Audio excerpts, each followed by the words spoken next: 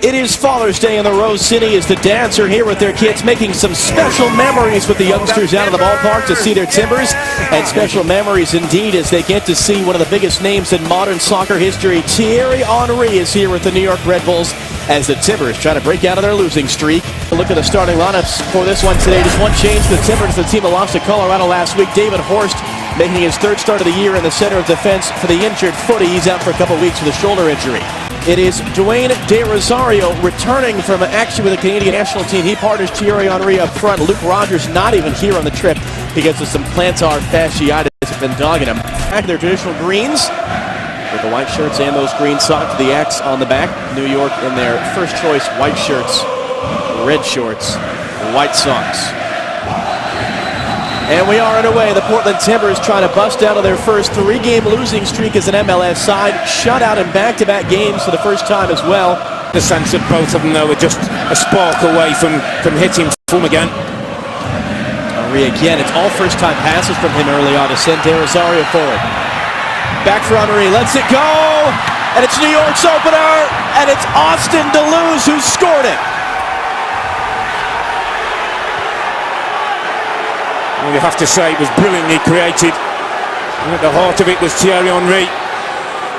Deleuze gets all the credit, but the ball into Henry first time out wide to De Rosario. Then you'll see Henry just step over the ball as it comes into the box. That just gets the Timbers on the back foot, and Deleuze just there with the time. It's a wonderful step over. They just went about 20 feet to our left, in fact, up here.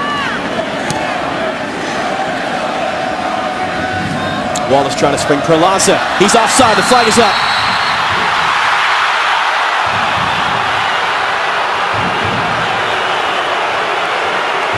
Real danger at set pieces. Had 2 goals on those this year. Juiceberg's service in, and it is headed away.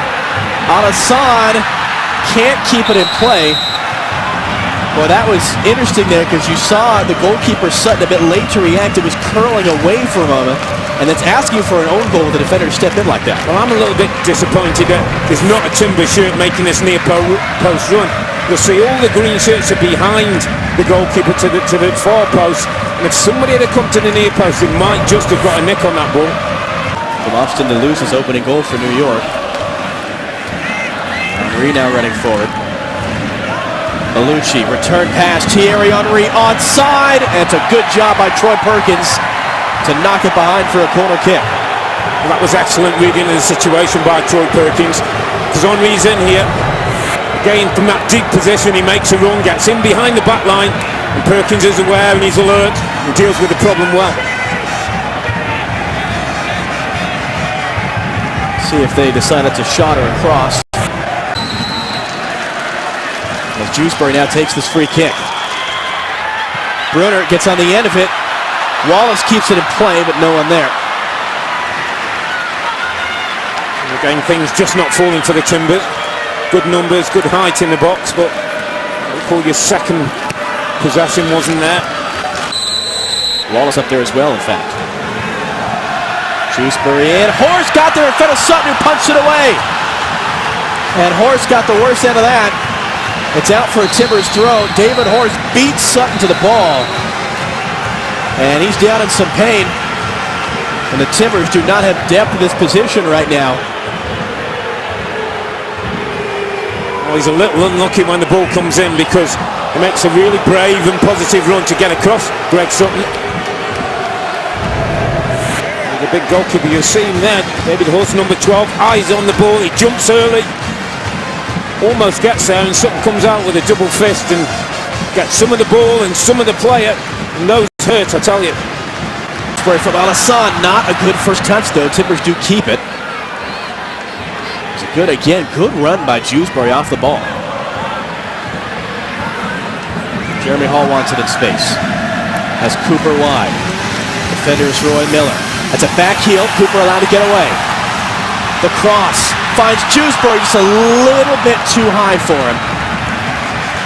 And he couldn't keep it down. Well, Tushin coming at halftime. And that comes at the back. We saw David Horst get shaken up there. in that first half in contact with the goalkeeper, Greg Sutton. He has been replaced by Kevin Goldthwait, who is playing for the first team for the first time since the game in Toronto, second game of the year. Experienced player Goldthwait, a former New York Red Bull as well, and he's the first Timbers Fleer substitution of the day. Ronnie Wallace was blocked as he was trying to get it back to Nagby.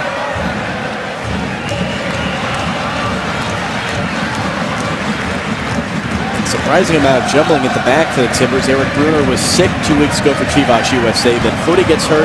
Horst is back in. He's knocked out. Goldthwait back out there. That was one of the positions that had been most solid as Cooper gets a chance to cross.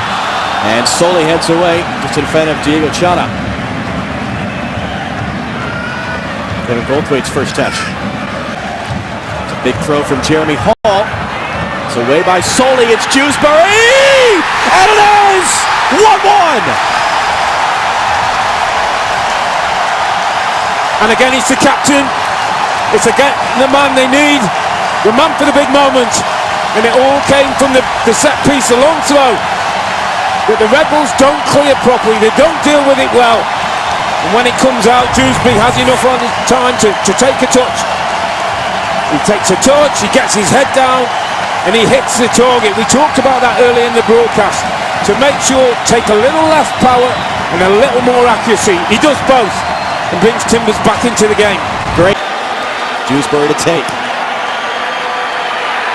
Bruner got on the in and out! Oh, are you kidding me? It's 2-1 Portland! It's Goldthwait. It's the two centre halves who made the goal. And that's what it means to the coach. And look what it means to the players and the Timbers fans.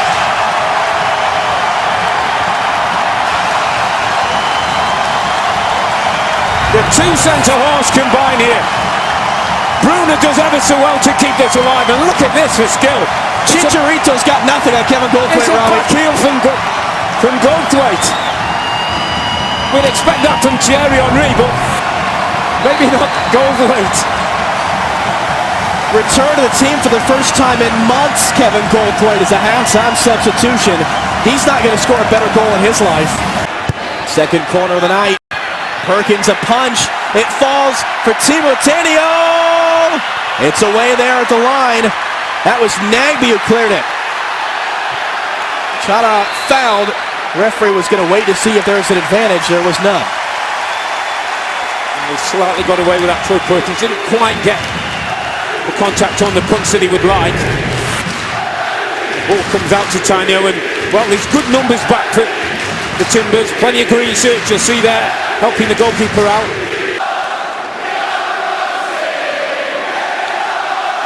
Again, Wallace, Goldthwait, and Bruner all forward. Dewsbury in again, it's Goldthwait! Oh, how did that not go in from Ronnie Wallace?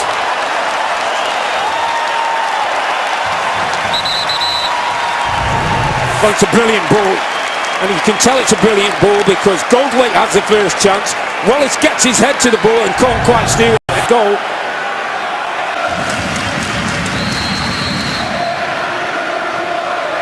Dewsbury in, Sutton is up, and it's saved off the line. Nagby not fouled, we play on. Someone got a spectacular clearance there to prevent a third goal. Now Red Bulls on the break. Try to find Dwayne De Rosario. And control it. I think it was Tanio, you know. When you see Sutton go up. You'll see there, and it's Tanio with the acrobatic stop. How big is acrobatic kick could that be? Be careful, these counterattacks from the Rebels. Giveaway on Hassan. Can he get away from Toulouse? Eventually he can. Khalif on Hassan. Dewsbury through the traffic. Great save, Greg Sutton. Oh, that's a brilliant bit of play by Alisson. Not just his work rate and his effort, but his understanding of not to pass the ball to Palazzo. You see, Palazzo makes a run and goes offside, and he keeps possession, just sets up Dewsbury, who's again backing up the play. Good save from Sutton. First save of the day for the big man. Needed all of his 6'6" frame to get to the end of that Jack Dewsbury shot. Timbers' third corner kick of the game upcoming.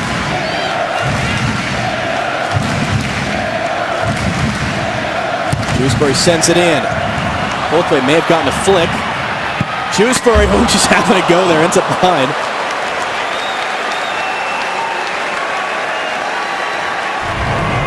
Again, Greg Sutton needed all that 6'6" frame, as you say. Ball laid back to Dewsbury. This is sneaking inside the near post. It really was. It's a really good save by the big goalkeeper. Important now that the game doesn't become too spread, too open. Allow Red Bulls to start that passing again. De Rosario's onside, and I'm not sure if it got a touch in the end or not, but Troy Perkins was right there, and good job by Eric Bruner as well to track him. That was a great ball by Mehdi Belushi.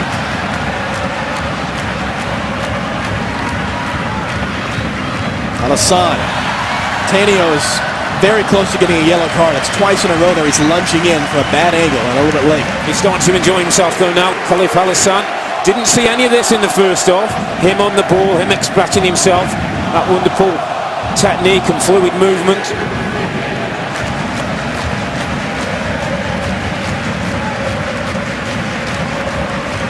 Is Perlaza onside? He is. Sutton stays at home. Perlaza! Own goal!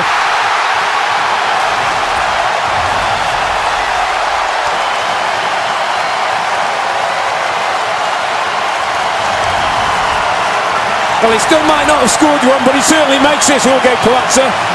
And it's typical of the man, typical of the run. This time he times his run perfectly. He waits to go inside, and he's trying to find his teammate Kenny Cooper. And it's Stephen Keel who inadvertently puts the ball into his own net. We don't mind how they go in as long as they go in. Red Bull's not giving up the chase though. Henry from Limper. Henry again has scored, and it's 3-2. I mean, that's brilliant.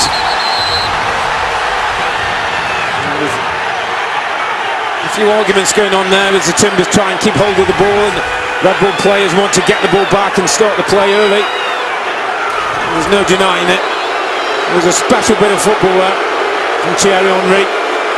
His 8th goal in the last 9 games.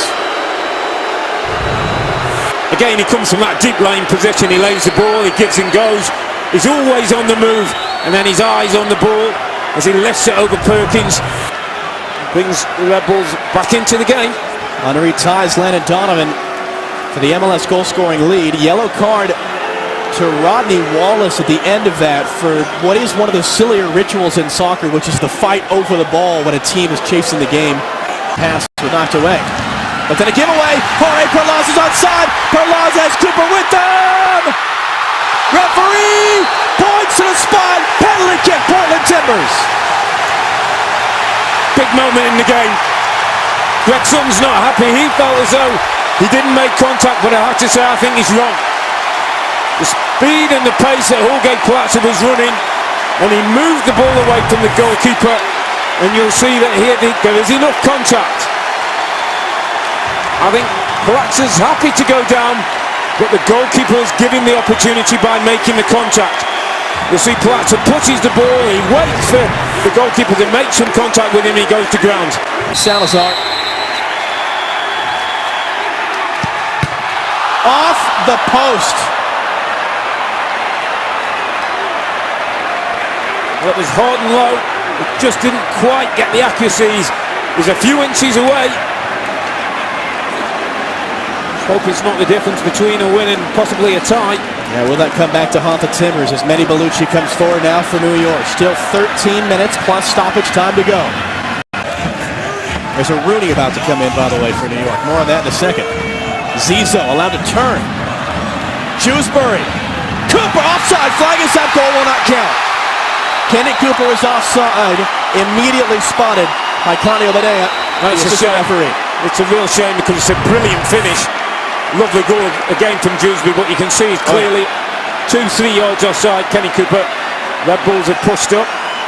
Goldthwait has gone forward, but not Bruner or Wallace. Shrewsbury sends it in. It's towards Goldthwait. It's a mistake from Greg Sutton, who may have been holding Goldthwait to keep him from getting on the end of that ball. Well, it's not the first time we've seen the goalkeeper be indecisive from that ball that's played in from Dewsbury. Yet again, we'll see the ball comes in and And Sutton, well, he makes a mess of it, and he actually grabs hold. That's The Timbers player. I mean, that's a foul. Is that a penalty? That could well be a penalty. Thought I blocked it. Cooper knows that he can spring Perlaza. That's a handball. Carlos Mendez. Yes, it is. And is it going to be a yellow card saying he did it deliberately to block the pass for Perlaza? It is. Yeah, it was. And, well, he had to do that, Mendez. Because you can see the header from Cooper's going to put Platzer in behind, and Mendez throws the arm out to make sure that Platzer can't get in behind him.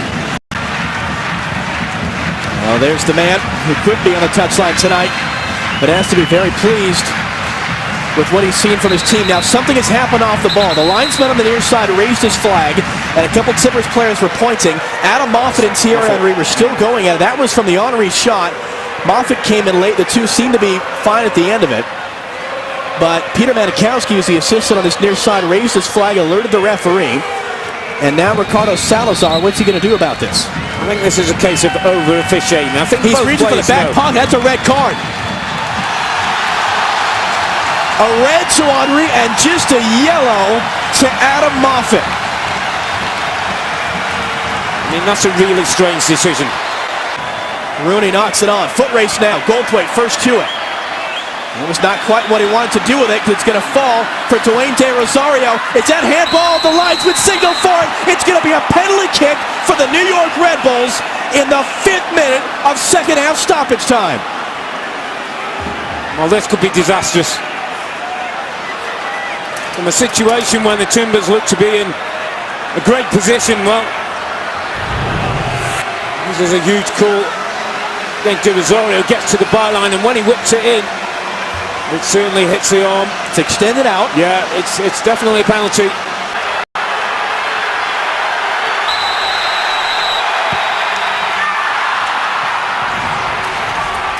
And the Red Bulls may have just saved a point at the death here in Portland.